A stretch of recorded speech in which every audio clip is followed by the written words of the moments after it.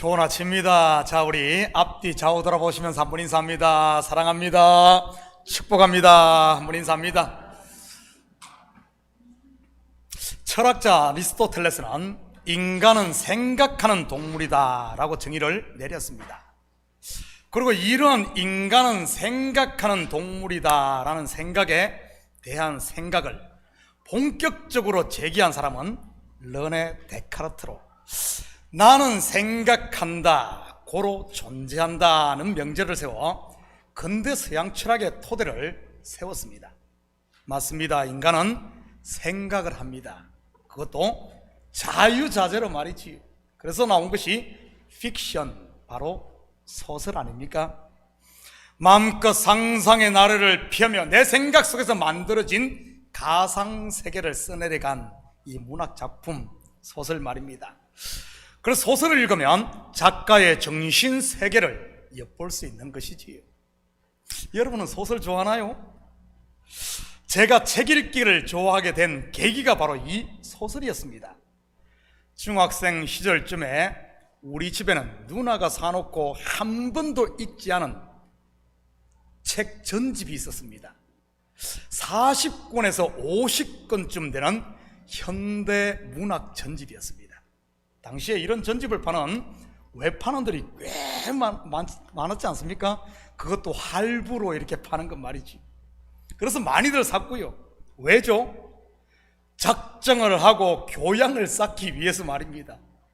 마치 1월이면 많은 분들이 마음의 작정을 하고 올해는 다이어트를 해야지, 운동을 해야지 하며 짐에 가서 400불, 500불을 들여서 1년치 회비를 내지 않습니까? 그래 놓고는 대부분 작심 3일로 끝나지만 말이지. 아마 우리 누나도 그런 마음으로 그 전집을 덥석 샀던 것 같습니다.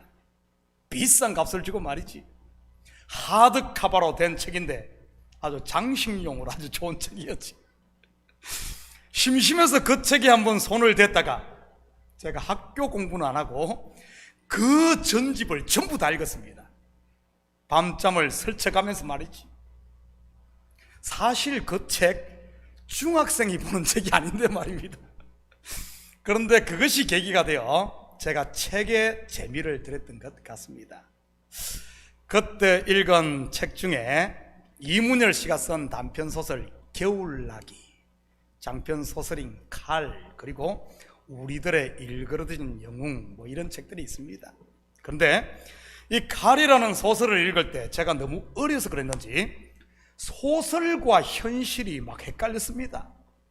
세상이 마치 누군가의 음모 속에서 놀아나고 있는 것처럼 말이지. 우리 기독교에도 이런 음모론을 주장하는 분들이 있지 않습니까? 누군가의 생각에서 나온 소설이 이상하게 변질이 되어 뭐 바이블 코드니 세계 정분이 하는 것들 말입니다. 여러분, 소설은 그냥 소설입니다. 아무튼 인간이 생각할 수 있는 것은 하나님이 주신 큰 선물 중에 선물입니다. 그것이 선용되면 말이지. 왜냐하면 생각은 우리의 삶을 더욱 풍성하게 하고 윤택하게 하니까요. 그런데 이 생각이라는 선물이 잘못 사용되면 큰 해를 끼칠 수도 있습니다. 왜냐하면 생각이 거짓말을 만들어내고 사람을 속여 사기도 치고 더 심하면 하나님을 대적할 수도 있으니 말이지. 그래서 대부분의 현대 민주주의 국가의 법조계에서는 증거재판주의를 채택하고 있습니다. 증거재판주의란 범죄 사실의 인정은 감정이나 추측이 아닌 반드시 증거에 의해야 하고 유죄 판결을 하려면 합리적인 관점에서 무죄의 가능성을 생각하기 어려울 정도의 엄격한 이런 증명이 있어야 한다는 것으로 10명의 도둑을 놓치더라도 1명의 억울한 사람을 만들어서는 안 된다는 이 형사소송의 원칙을 말합니다. 10권의 장편 소설보다 확실한 증거 하나가 더 중요하다는 말이지. 이러한 확실한 증거를 영어로 뭐라고 합니까? 제가 예전에 한번 가르쳐 드렸는데 말이지. 뭐죠? 스모킹 건. 다시 말해, 백문이 불여 일견이라는 말이지. 100번 듣는 것보다 한 번 눈으로 확인한 것이 낫다는 뜻입니다. 오늘 보면은 바로 예수님이 하나님의 아들이요 영생의 주인이라는 이 사실을 믿게 하는 세 가지 확실한 증언, 곧 증거에 대해 소개를 하고 있습니다. 오늘 말씀을 통해 저는 우리 식구들이 더 이상 소설 같은 막연한 이런 신앙생활이 아니라 확실한 증언과 증거를 가지고 굳건한 믿음 위에 설 수 있기를 축복합니다. 31절 32절입니다. 내가 만일 나를 위하여 증언하면 내 증언은 참되지 아니하되 나를 위하여 증언하시는 이가 따로 있으니 나를 위하여 증언하시는 그 증언이 참인 줄 아노라. 여러분, 왜 예수님께서 스스로를 증언하면 참되지 않다고 했을까요? 예수님은 하나님으로서 거짓말을 하시는 분이 아닌데 말이지. 신명기 19장 15절입니다. 사람의 모든 악에 관하여 또한 모든 죄에 관하여는 한 증인으로만 정할 것이 아니요 두 증인의 입으로나 또는 세 증인의 입으로 그 사건을 확정할 것이며, 바로 하나님께서 하신 말씀 곧 율법을 이루기 위해서 했던 것입니다. 다시 말해 두세 증인의 증언이 있어야 한다는 말이지. 그러면서 예수님께서 하나님의 아들이심을 증언하는 이가 있다고 하네요. 그 증언자가 누구인지 볼까요? 계속해서 33절입니다. 너희가 요한에게 사람을 보내매 요한이 진리에 대하여 증언하였느니라. 요한이 증거한 진리가 누구입니까? 바로 예수 그리스도인 것입니다. 우리는 요한복음 강해를 하며 이 사실에 대해 이미 공부를 했습니다. 당시 사람들은 세례 요한을 하나님이 보내신 메시아로 생각을 했습니다. 그때 요한이 어떻게 하던가요? 분명하게 자기는 메시아 그리스도가 아님을 선언합니다. 그러면서 내 뒤에 오시는 이 곧 불로 세례를 주는 이가 메시아임을 증언하지요. 여기서 불은 성령 세례를 말하는 것이고요. 여러분, 누가 이 성령 세례를 우리에게 베푸십니까? 요한복음 14장 16절 17절입니다. 내가 아버지께 구하겠으니 그가 또 다른 보혜사를 너희에게 주사 영원토록 너희와 함께 있게 하리니 그는 진리의 영이라 세상은 능히 그를 받지 못하나니 이는 그를 보지도 못하고 알지도 못함이라. 그러나 너희는 그를 아나니 그는 너희와 함께 가시며 또 너희 속에 계시겠습니다. 한 군데 더 봅니다. 요한복음 20장 21절 22절입니다. 예수께서 또 이르시되 너희에게 평강이 있을지어다.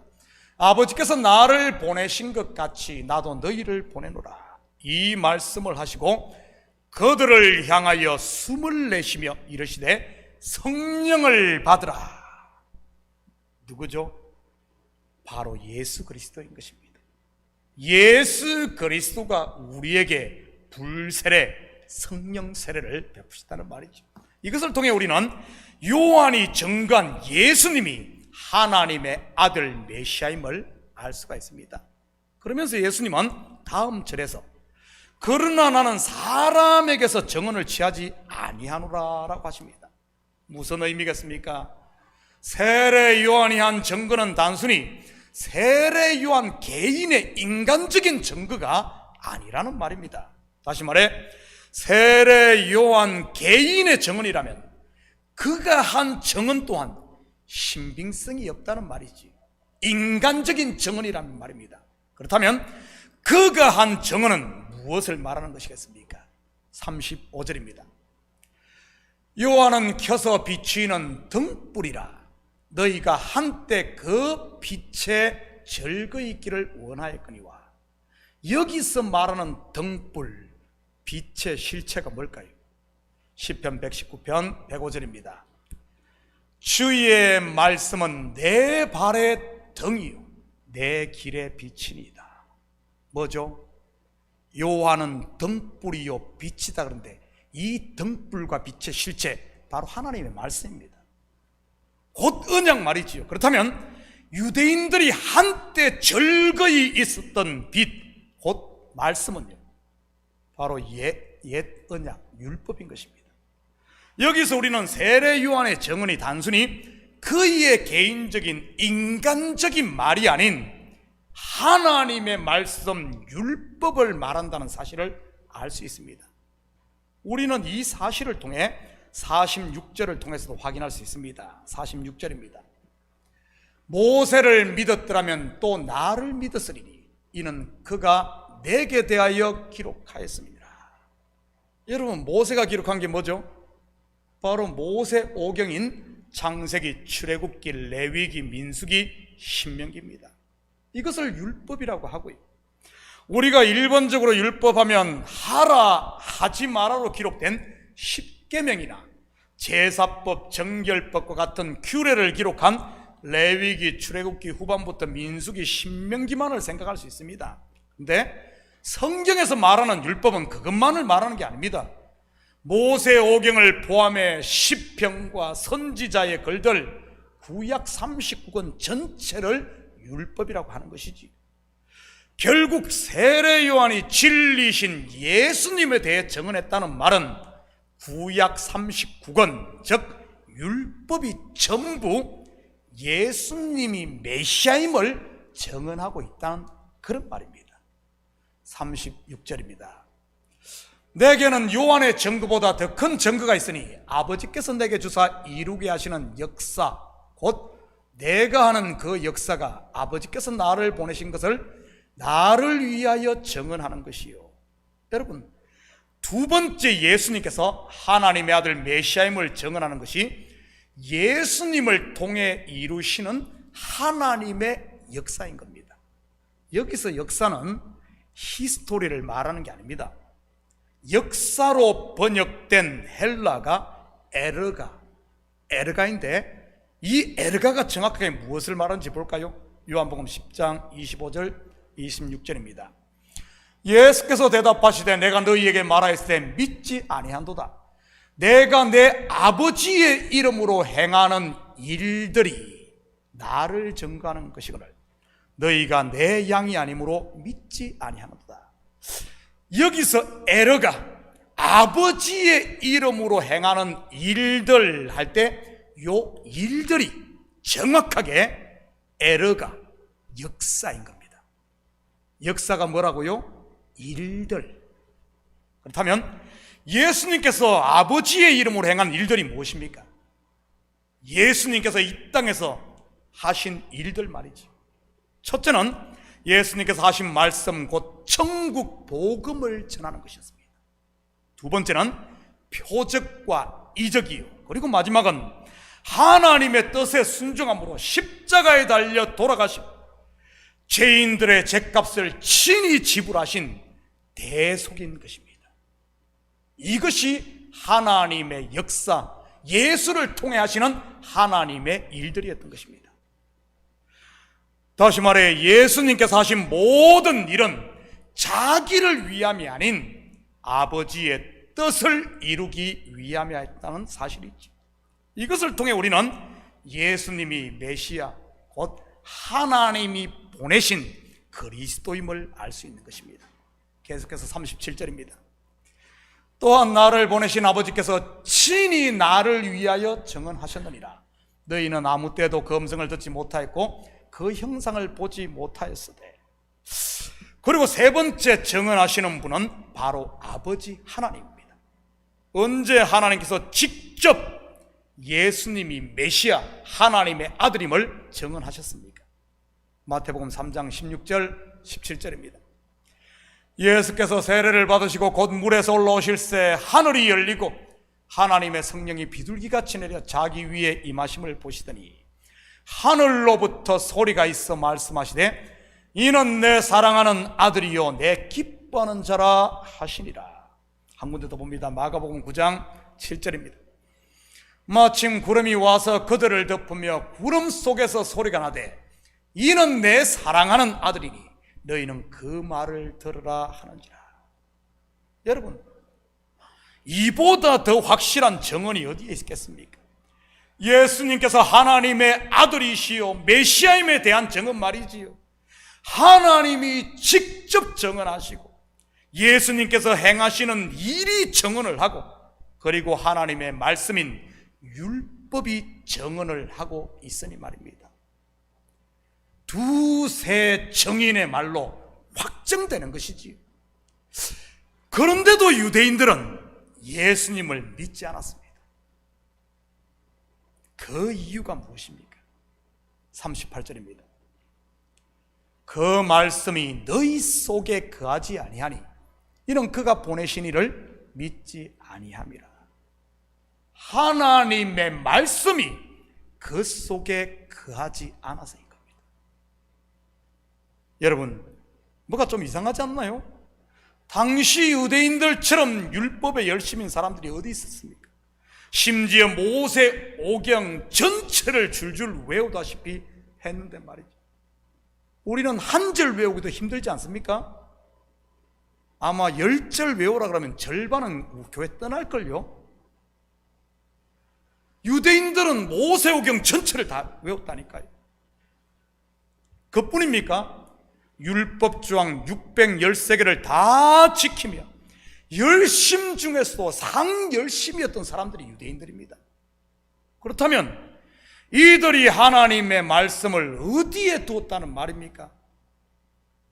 그들 속이 아닌, 다 외우고 했지만 그들 속이 아닌 하나님의 말씀을 밖에다 두었다는 말입니다. 밖에다가. 왜 그랬겠어요? 그들 속에 채워져 있는 육신의 생각이라는 이 옛사람을 내려놓기 싫어서 말이지. 쉽게 말해 두 마리 토끼를 다 잡겠다는 욕심 때문에 하나님의 말씀을 이 안에 두지 않고 밖에 두었다는 거예요. 내 욕망도 성취하고 하나님의 뜻도 이루고 우상도 좋고 하나님도 좋고 이런 식으로 말입니다. 그러니 하나님의 말씀을 그들 속이 아닌 밖에다 두고 자기가 필요할 때만 갖다 이용했다는 말이지. 자기 배를 위한, 자기의 욕망을 위한 알라딘의 램프나 아니면은 한국 전래동화에 나오는 도깨비 방망이처럼 하나님의 말씀을 써먹었다는 말입니다. 자기의 이름과 영광을 위해서 말이지요. 이들이 두 마리 토끼를 다 잡았을까요? 천만에요. 둘 다 놓쳐버린 겁니다. 자기 영광은커녕 벌거벗은 자로 드러나 자기의 수치가 드러나고 하나님의 나라가 아닌 바깥 어둠에 내쫓겨 울며 이를 갈게 되었으니 말입니다. 39절 40절입니다. 너희가 성경에서 영생을 얻는 줄 생각하고 성경을 연구하거니와 이 성경이 곧 내게 대하여 증언하는 것이니라. 그러나 너희가 영생을 얻기 위하여 내게 오기를 원하지 아니하는도다. 여기서 말하는 성경은 구약 성경, 율법을 말합니다. 그리고 성경을 연구한다 할 때 연구한다는 단어가 헬라어 에라우나테인데 이 말은 깊이 묵상하다 또는 통달하다는 이런 뜻입니다. 당시 유대인들은 모세 오경을 다 외울 정도로 성경을 통달했습니다. 뿐만 아니라 그 율법을 다 지켰어요. 왜 그랬겠습니까? 그렇게 하면 영생을 얻을 것으로 생각을 했기 때문입니다. 그런데도 그들은 하나님의 말씀을 밖에다 두었기 때문에 겉으로만 했기 때문에 영생의 주인이신 예수 그리스도를 영접하지 못했던 것이지. 쉽게 설명하면 율법을 겉으로만 지켰다는 뜻입니다. 다르게 말하면 하나님의 말씀 율법을 자기에게 적용하지 않고 다른 사람에게만 적용을 했다는 뜻입니다.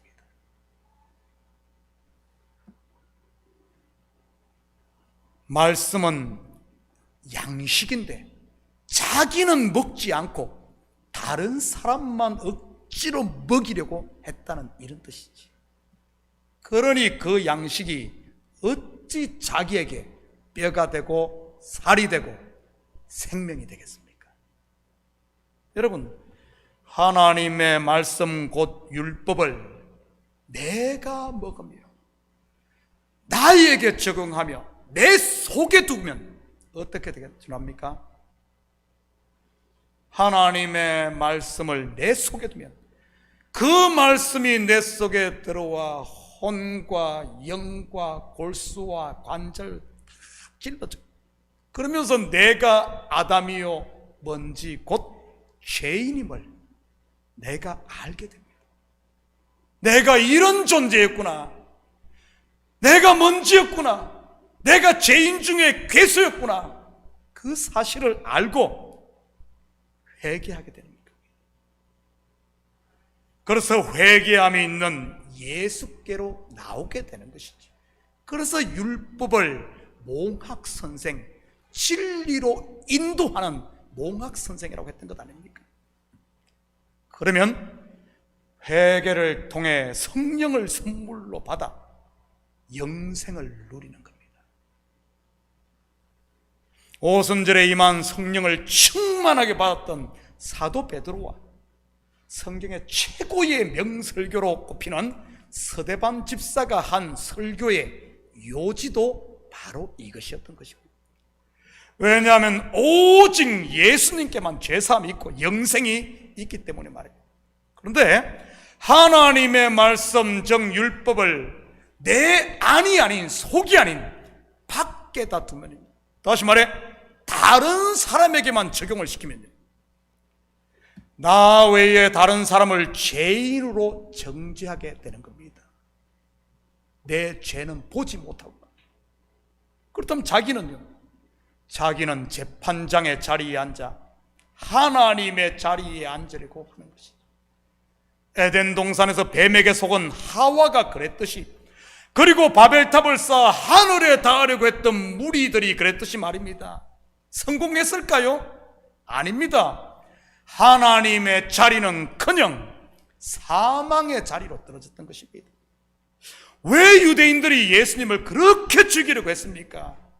그 속을 깊이 들여다보면 자기들이 지금 하나님인데, 하나님의 자리에 앉아 있는데 예수님이 하나님이라고 주장하니 죽여버린 것이죠.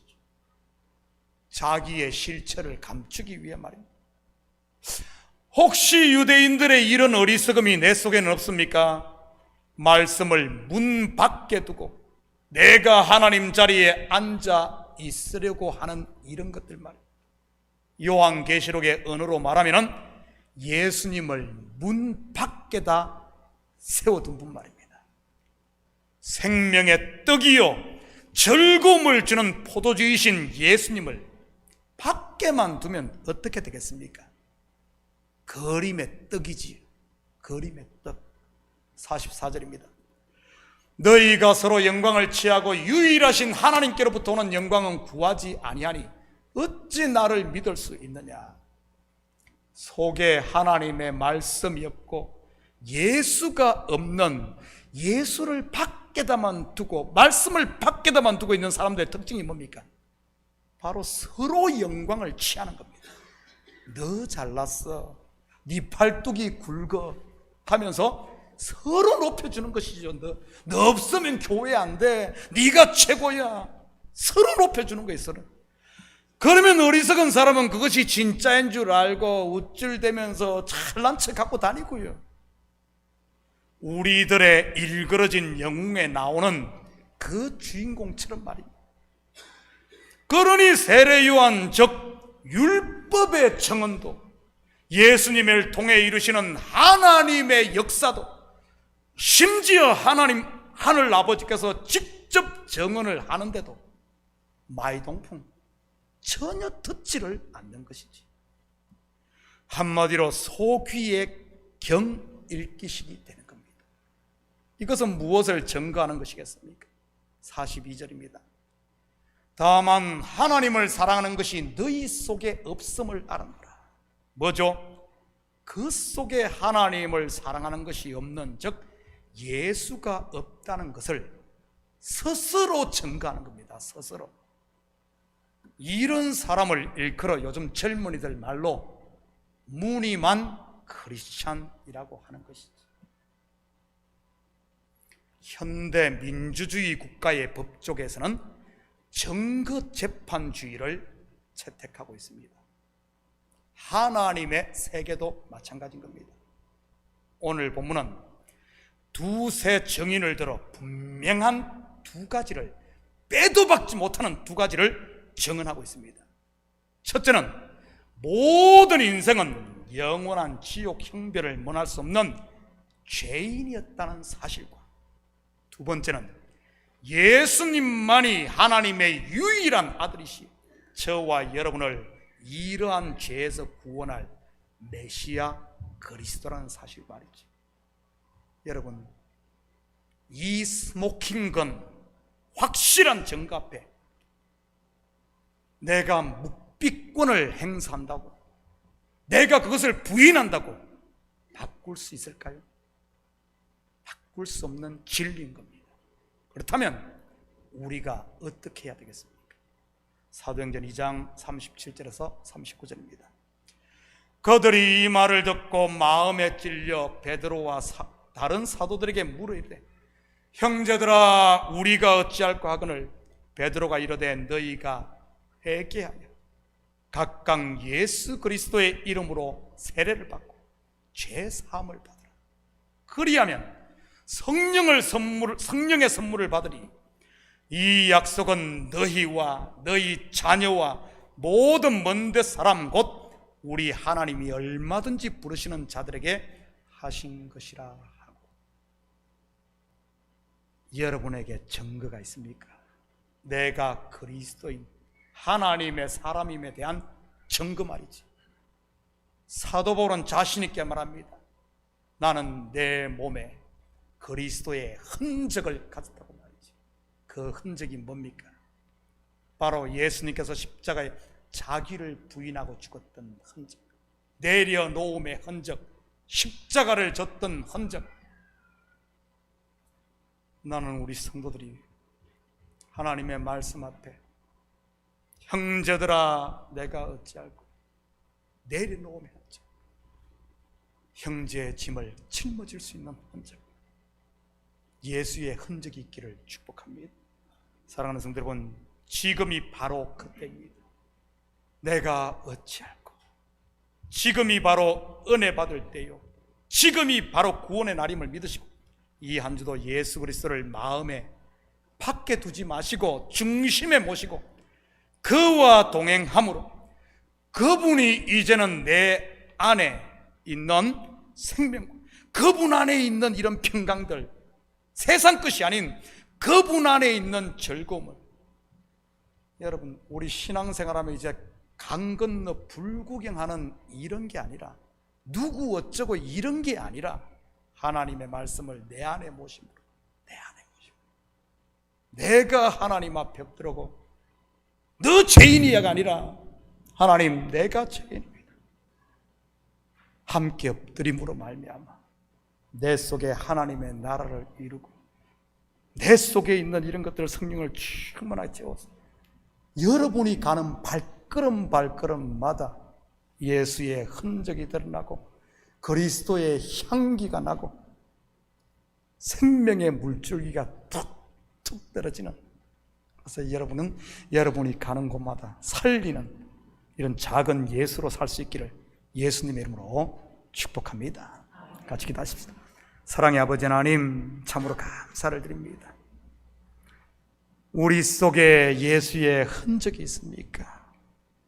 예수님이 하나님의 아들이요 나의 구세주임을 증가하는 분명한 새 정인이 있건만, 여전히 아버지는 나는 하나님의 말씀을 밖에 두고 있지는 않은지 우리 자신을 보게 하시고, 이제는 하나님 말씀 앞에 아멘으로 순종하고 예수 그리스도를 나의 구주로 영접함으로 내 속에 성령 충만 또 충만함으로 채워 이제는 하나님 나라를 우리가 누리고 그 하나님 나라를 가정과 삶의 현장에 아버지와 비추며 흘려보내며 사는 이 시대 그리스도의 증인들 다 되게 도와주시옵소서. 감사드리며 예수님의 이름으로 기도드립니다. 아멘. 자, 우리 다 같이 자리에 일어납니다.